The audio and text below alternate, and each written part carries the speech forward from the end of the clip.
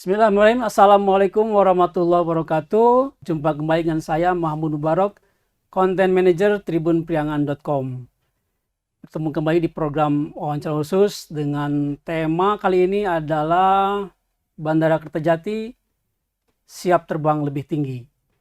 Ya, kita tahu Bandara Internasional Jawa Barat Kertajati ini merupakan bandara yang terbesar di Jawa Barat dan diharapkan tentu menjadi lokomotif bagi pergerakan ekonomi di Jawa Barat.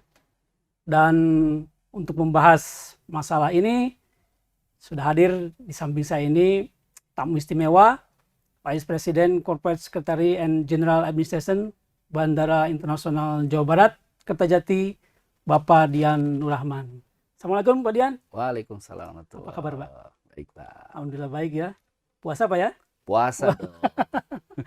Mudah-mudahan agak turun juga nih kalau bulan puasa berat. Turunnya sedikit, nambahnya banyak. Nah itu dia ya. Siap. Baik Pak, yang ngobrol tentang Bandara Kertajati memang sudah lama kita mendengar itu, kemudian ingin tahu sebetulnya perkembangan yang terjadi di bandara ini ya, karena beberapa waktu lalu kan sempat tersendat, kemudian sempat terhenti, bahkan ya ada bilang mangkrak gitu ya, nggak berjalan nggak macam. Tapi kita ingin tahu kondisi real sesungguhnya itu seperti apa. Silakan Pak Dian. Baik, terima kasih Kang Mek. Jadi kondisi Bandara Kertajati ini ya, bandara yang menjadi kebanggaan warga Jawa Barat, hari ini sudah dalam posisi yang menuju melompat lebih tinggi gitu ya. Kalau kemarin kita tahu pada saat pandemi dan beberapa waktu pasca pandemi, BIJB banyak yang bilang tidak beroperasi. Padahal sedianya BIJB itu tidak pernah tidak beroperasi. Tetap sebetulnya. Jadi tetap beroperasi, working hoursnya jam 8 sampai jam 19. Jadi itu operational hoursnya. Jadi kita itu setiap hari, even selama pandemi, itu tetap ada saja penerbangan yang kita terima gitu ya. Jadi kita tidak bisa menolak adanya penerbangan itu sepanjang memang sudah didapatkan izinnya. Jadi tidak ada Bandara Kertajati kemudian jauh lagi kalau Kertajati mangkrak. Nah, insya Allah enggak.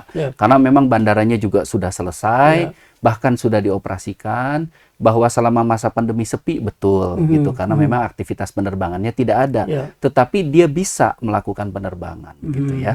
Jadi tidak kemudian misalnya di tower, di airnav, wah nggak ada orangnya, ada Pak, terus dia harus ada. Gitu ya. Kemudian misalnya firefighter, pemadam kebakarannya tetap ada dan tetap beroperasi gitu.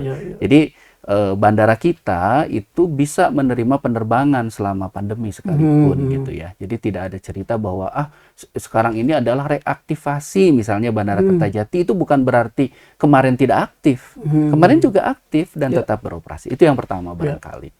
Gitu ya, Kang Mike. Ya. Kemarin mungkin ada beberapa kali penerbangan yang masuk ke Kertajati Pak ya? Ya, itu apa saja Pak? Ya, selama ini ya setelah pandemi itu yang ramai kita waktu itu kita shifting dari penerbangan PAX, memang penumpang itu kita memang sudah agak sangat berkurang, sehingga kita beralih kemarin kita memikirkan bagaimana caranya supaya kita tetap bisa sustain gitu ya. Jadi kita kemarin coba shifting ke bisnis kargo. Jadi bisnis kargonya luar biasa. Pada saat itu kita satu hari bisa 45 ton Pak per hari. Ya, itu barang-barang kecil Pak. Jadi barang-barang yang sifatnya general commodity gitu ya, Genco itu gitu ya. Jadi kayak misalnya barang-barang yang kita beli dari media e-commerce lah gitu, kira-kira seperti itu. Dan itu nilainya 45 ton per harinya. Dan itu kita terus setiap hari ada keberangkatan gitu ya. Oke, kemudian juga kemarin sempat Bandara Kertajati pernah menjadi bandara untuk menerima selama proses perbaikan runway-nya di Halim ya. Halim diperbaiki, lalu kemudian limpahannya ada juga yang ke Kertajati. Jadi kembali itu menepis keraguan kita bahwa Kertajati tidak beroperasi. Enggak, tetap beroperasi, gitu ya. Kemudian juga pernah kita menerbangkan di November itu ada penerbangan umroh juga ya. Sebetulnya sih kita ingin pada tahun 2021 kemarin kita rencanakan untuk bisa menerima juga penerbangan haji ya. Tetapi kemudian karena ada kondisi pandemi sehingga ada pembatasan dan kemudian sentralisasi penerbangan ini di Soekarno-Hatta, maka Kertajati sementara harus bersabar. Dan baru tahun inilah kita pastikan, kita akan upayakan, bahkan sudah dapat jadwalnya untuk keberangkatan sebagian dari jamaah haji Jawa Barat gitu ya. Kalau fasilitas yang sudah ada existing di Bandara Kertajati itu apa saja, Pak? Ya, fasilitas yang dimaksud kan fasilitas ada airside kita lengkap, fasilitas di landside juga kita juga tersedia. Intinya adalah untuk melayani maskapai itu kita semua ready. Sudah siap. Ya. Jadi fasilitas yang ada di Kertajati ini bisa dan masih tetap digunakan ya. Itu tadi ada ground handling untuk pesawat, lalu kemudian nanti di sisi daratnya juga sama. Jadi semua tenan-tenan juga kita bisa nanti sebentar lagi kita akan buka semua. Sementara ini kayak beberapa retail ya itu sudah ada, sudah hadir di sana sudah hadir dan memang beroperasi. Gitu. Artinya keraguan masyarakat terhadap kemampuan Bandara Kertajati itu beroperasi itu sebetulnya tidak benar juga ya, karena semua sudah siap ya. Ya, barangkali kurang terinformasi kurang terinformasi gitu. Bahkan layanan untuk multimodanya juga kita sudah mengoperasikan 12 perusahaan ya. 12 perusahaan. Ya, ada 12 perusahaan yang melayani kita pada tahun 2019 dan tahun ini mereka juga sudah menyatakan siap. Jadi mereka begitu PAX atau penumpang itu hadir di Kertajati, maka 12 perusahaan itu insya Allah siap untuk melayani ke beberapa daerah, mulai dari sekitaran Ciayu Majakuning, kemudian sampai ke Cikarang juga ada, ke Purwakarta juga ada, ke Bandung mah udah pasti ada lah gitu ya. Gitu. Seperti itu. Kalau kemarin kan kita melewati masa pandemi, itu kan pasti ada dampak yang sangat besar Pak ya, dari sisi finansial atau yang lain-lain lah yang pasti akan memukul gitu kan. Sementara di sisi lain bandara ini belum beroperasional secara maksimal, optimal gitu ya. Bagaimana kemudian langkah manajemen untuk bisa mengelola ini? Ya, alhamdulillah manajemen kita dalam hal ini Pak Direktur itu memang background dari finansial sehingga beliau mampu dan bisa menangani dengan baik selama pandemi. Jadi beliau melakukan beberapa hal ya, salah satunya mungkin di operasional juga jelas kita melakukan efisiensi gitu ya. Terkait misalnya memang kalau Kang Mek ke sana sekarang posisi AC misalnya kita atur gitu ya. Tidak semua kita nyalakan. Bahkan kita hanya menyalakan pada beberapa titik saja yang diperlukan saja kan gitu. Tetapi pada saat ada penerbangan, contoh kita kan tanggal 15 April ini mau ada penerbangan nih. 15 April besok ya? 15 April besok ini direncanakan ada penerbangan. Insya Allah sudah sudah disampaikan kemarin oleh kementerian bahwa nanti yang terbang adalah Lion untuk umroh tanggal 15 April ini. Nah, pada saat 15 April ini terbang umroh, maka semua fasilitas tadi jangan khawatir, AC-nya pasti nyala. Pasti nyala semua. Kemudian tenan-tenan juga pasti buka gitu ya. Nah, itu yang akan kita lakukan di 15 April. Nanti setelah 15 April juga akan ada lagi penerbangan berikutnya di 9 Mei. Itu nanti kabarnya menggunakan maskapai Garuda ya. Gitu. Kemudian juga yang sekarang sedang kita bantu jual tiketnya ini adalah AirAsia Pak. AirAsia. Gitu. Jadi Kang Mek nih AirAsia nih ke Kuala Lumpur. Jadi kalau mau ketemu Siti Nurhaliza gitu, nah itu bisa sekarang dari Kertajati gitu kira-kira. Tapi AirAsia memang sebelumnya sudah eksis sana ya? AirAsia sebelumnya sudah ada, tetapi belum ke penerbangan yang internasionalnya ya, yang selama ini kita ini sekarang yang betul yang domestik. Gitu. Nah, dalam waktu dekat kan tol Cisumdawu akan beroperasi. Artinya yang sekarang baru sampai Cimalaka, kemudian akan terhubung langsung ke Kertajati, langsung nanti nyambung ke Cipali. Kan kita tahu beberapa waktu lalu selalu ada alasan gitu kan. Oh, Bandara Kertajati nggak bisa hidup atau nggak bisa beroperasi secara maksimal karena ada kendala dalam hal akses ya. Dalam hal ini kemudian tol Cisumdawu. Nah, ketika ini sudah beroperasi tol Cisumdawu ini, apa yang kemudian bisa diharapkan dari keberadaan tol Cisumdawu ini? Ya, konektivitas itu menjadi kunci, Pak. Ya. Kang Mek, keberhasilan dari sebuah bisnis bandara gitu ya. Mhm. Karena tanpa konektivitas maka bandara itu menjadi terpisah, Iya, iya. tidak akan bisa bergerak gitu. Nah, sekarang memang masyarakat Bandung melalui Cipali tentu sangat jauh sekali Ya, gitu ya, betul. bisa 170 Keliling lah. km gitu ya. Tapi kemudian nanti menggunakan tol Cisumdawu itu hanya 63 km. Jadi Paling 1 jam lebih satu dikit ya. jam itu bisa jadi kurang Kurang ya ya? kalau nggak pakai rem. Hmm. Gitu. Gitu. Tapi paling tidak memang kita bisa bisa bisa di kisaran 1 jam gitu ya. Itu sudah cukup bagi bandara untuk meng-attract penumpangnya Ya, gitu ya, ya, ya. 1 jam itu. Terlebih nanti BIJB juga akan menyiapkan rute-rute yang bervariasi nih gitu ya, supaya nantinya masyarakat juga bisa memilih, kemudian variasi maskapainya juga sedang kita upayakan untuk Iya. itu. Ya, ditambah lagi dengan dukungan pemerintah pusat nih luar biasa dari Kementerian Perhubungan, kemudian dinas-dinas terkait gitu ya. Pastinya pemerintah Provinsi Jawa Barat gitu ya. Kemudian juga dalam hal ini Pertamina misalnya itu terkait dengan afturnya gitu ya. Itu siap mereka untuk mengoperasikan Bandara Kertajati ini gitu ya. Dalam pemeriksaan gaca terakhir otoritas Saudi kemarin sudah menyatakan bahwa memang Kertajati sudah layak dan sudah siap untuk diterbangi dengan menggunakan pesawat Saudi Airlines. Artinya kalau sudah seperti itu ya sudah tidak diragukan lagi, Pak, gitu, Kang. Ya. Selain Saudi Airlines, ada yang lain nggak Pak? Maskapai sudah kemudian mau bekerja sama atau sudah bekerja sama? Yang untuk haji itu diatur. Jadi kalau haji itu sudah ditetapkan yang masuk nanti Saudi Airlines untuk mengangkut jamaah sekitar 7.900 sekian lah, at least di 8.000-an gitu ya. Itu untuk terbang dari Kertajati. Jadi baru sebagian masyarakat Jawa Barat. Iya, iya.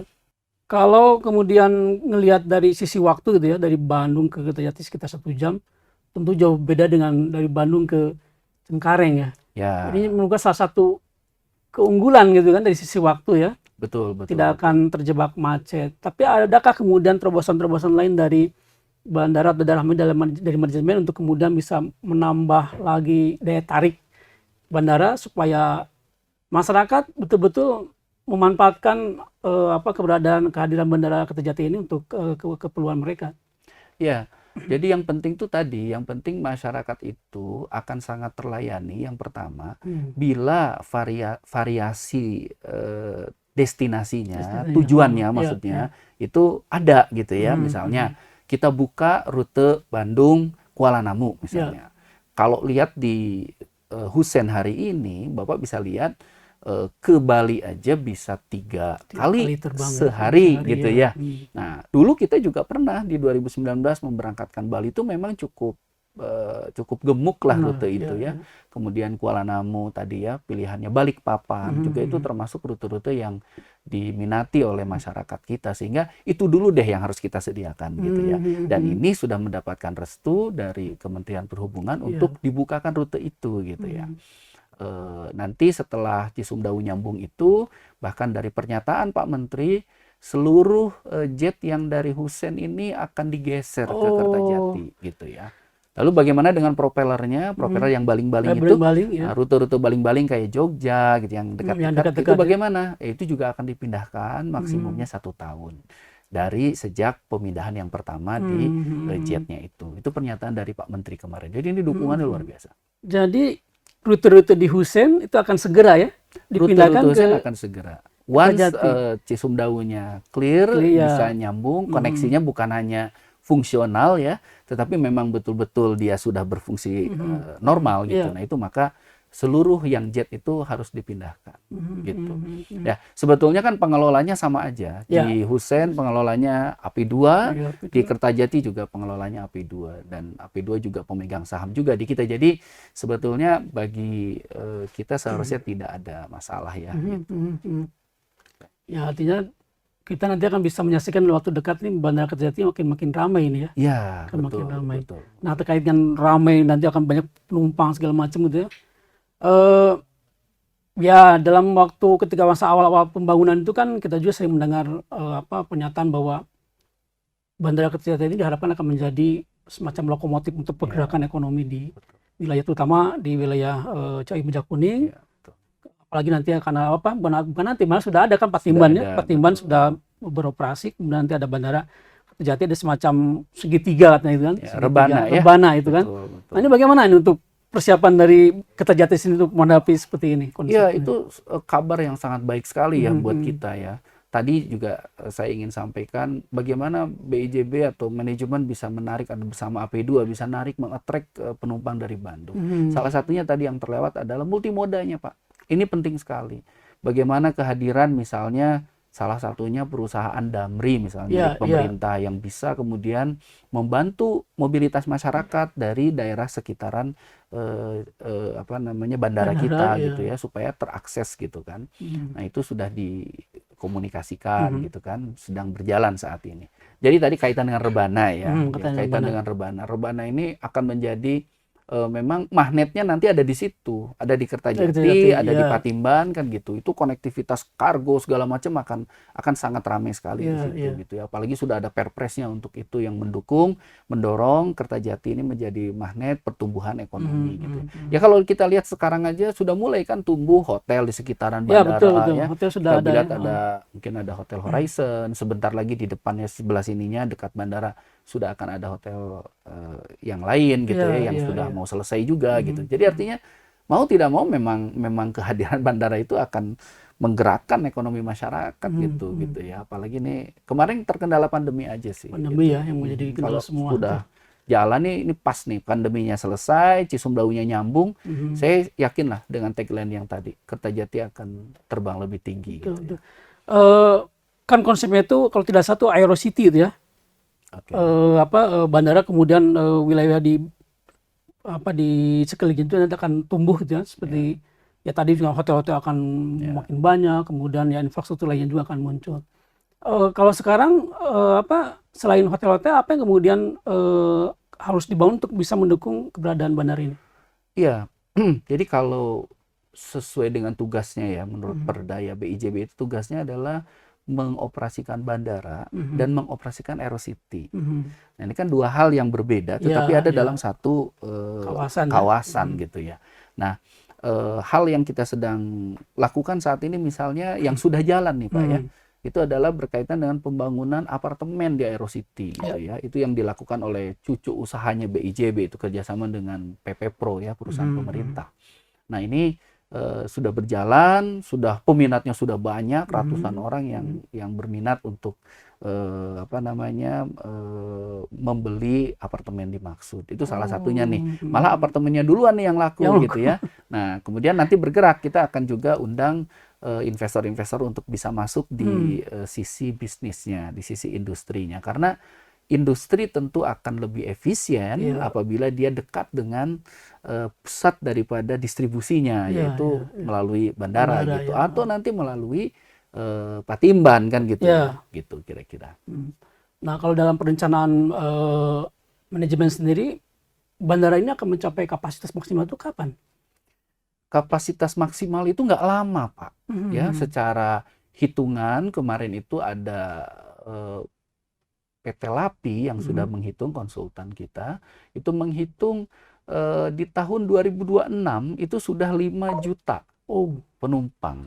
Nah, kemudian ada lagi nih yang menarik, salah satu investor kita yang calon investor dari ya kita belum bisa cerita dari mana, tapi yang jelas dia pun menghitung ya. Ternyata juga nggak jauh-jauh beda. Jadi 2026 itu sudah 5 sekian juta gitu. Padahal Bandara Kertajati hari ini dengan kapasitas yang sebesar itu tuh ya menampungnya 5,6 juta. Nah, berarti apa? Berarti ini nggak lama nih, 2023, 2024, 2025, 3 tahun saja itu sudah akan diperkirakan rame gitu ya. Itu dengan startingnya yang nggak terlalu tinggi. Startingnya sekarang mungkin di hitungan ratusan ribu lah gitu ya. Itu bisa mencapai 5 jutaan itu di tahun 2026. Nah, berarti apa? BIJB harus bersiap lagi. Begitu 2026, dia sudah mulai harus merancang lagi ini ekspansinya seperti apa. Dan itu sudah tertuang dalam master plan. Master plan yang sudah disetujui pemerintah. Iya. Ini luar biasa ya. Jadi percepatan dari ekonomi, kemudian juga pertumbuhan ekonomi juga akan Ya, semakin betul. tinggi gitu ya, melihat dari kehadiran bandara ini. Jadi memang sangat disayangkan kalau kemudian infrastruktur yang mahal ini tidak dimanfaatkan sebesar-besarnya Betul sekali. untuk pertumbuhan ekonomi kita. Nah, terkait dengan haji, tadi sudah sempat disinggung tentang haji bahwa tahun ini sudah akan melayani ya, akan penerbangan haji. Ya, betul. Sekitar 8 ribuan yang akan. Ya, 7.900 sekian lah ya pasnya. Berarti itu ada kerjasama dengan tadi Saudi Airlines saja atau dengan. Ya, ditetapkan oleh pemerintah bahwa maskapai yang akan terbang itu adalah Saudi Airlines. Siapa yang akan terbang 7.000 orang ini berasal dari Ciayu Majakuning ditambah Subang dan Sumedang gitu ya. Oh, ikut juga berarti gitu, yang daerah. yang Subang Sumedang tuh. Jadi ini belum seluruh Jawa Barat. Belum seluruh Jadi Jawa kita Barat, masih ya. dibatasi dicoba dengan jumlah 20-an kloter lah gitu yang akan 20 berangkat. kloter ya. Kalau tidak salah tanggal 21 Mei ya start terbangnya ya. yang kita Kloter gitu awal ya, yang dari terbang. Kertajati sampai nantinya 20 atau 20 harian berikutnya tuh kan tiap hari tuh akan Ya, terbang. tiap gitu. hari betul. Betul. Kelompok terbang tuh. Oke. Kalau untuk daerah lain misalkan yang di seputaran Cirebon ke sebelah timur itu belum ada yang masuk ya, haji yang dari Brebes itu perbatasan Jawa Tengah. Belum. Jadi ini masih dibatasi ini kan ada keputusan Menteri Agama, Pak. Jadi KMA nomor 99 tahun 2023 itulah yang menetapkan wilayah mana, karena mereka yang berwenang gitu ya. Mereka yang berwenang menetapkan jamaah dari mana saja yang akan terbang dari Kertajati. Nah, sementara itu dibatasi Ciayu Majakuning dan Subang Sumedang. Baru itu. Mudah-mudahan tahun depan ya seluruh Jawa Barat gitu ya. Gitu. Dengan nantinya misalnya asrama haji Indramayunya juga misalnya siap semua gitu ya. Sekarang juga sudah jadi, tapi kan mungkin bertahap nih untuk ininya, untuk penampungan. Layanan unggulan untuk melayani calon jemaah haji ini apa aja dari bandara? Ya, kalau kan gini, kalau ini juga menarik ya, berkaitan dengan keberangkatan jamaah haji ya, atau embarkasi-debarkasi haji ini terdapat banyak persyaratan, Kang Mek. Jadi nggak sangat tidak sederhana gitu ya. Maka Bandara Kertajati menyiapkan bersama AP2 itu segala sesuatu yang berkaitan dengan persyaratan haji tadi. Misalnya ya, hal-hal besar tentu sudah diperiksa oleh mereka. Tadi saya sampaikan baggage-nya misalnya, sistem bagasinya. Nah, itu mesti yang memang standar internasional. Kita pakai Van der Lande gitu.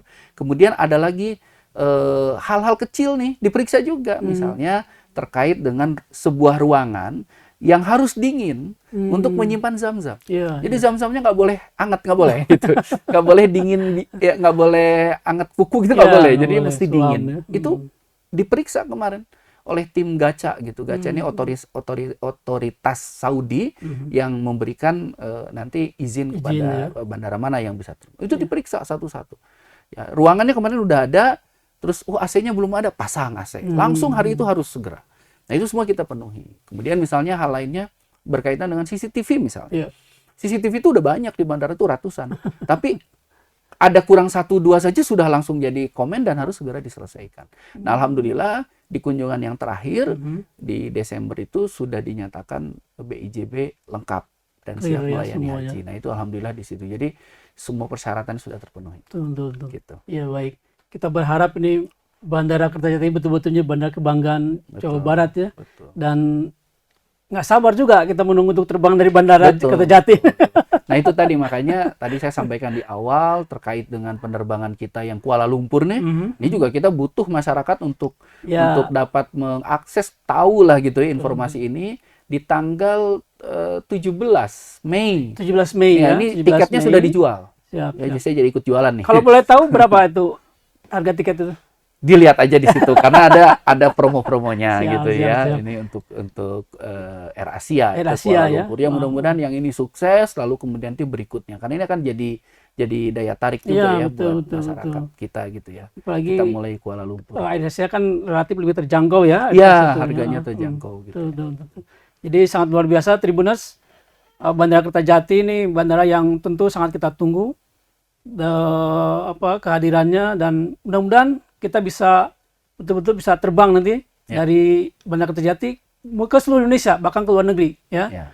insya Allah mungkin dalam waktu dekat juga rute-rute penerbangan domestik itu dari Bandar Hussein juga akan segera pindah ya. Penerbangan dengan pesawat jet ya. Kemudian juga baling-baling juga akan semuanya dipindahkan ke Bandara Kertajati. Pak Dian, terima kasih banyak atas kehadirannya di podcast wawancara khusus kali ini. Hatur nuhun pisan. Mudah-mudahan informasinya sangat bermanfaat bagi masyarakat Jawa Barat khususnya. Demikian Tribuners, wawancara saya dengan Bapak Dian Nurrahman, Vice President Corporate Secretary and General Administration Bandara Internasional Jawa Barat Kertajati. Sampai bertemu lagi di program selanjutnya.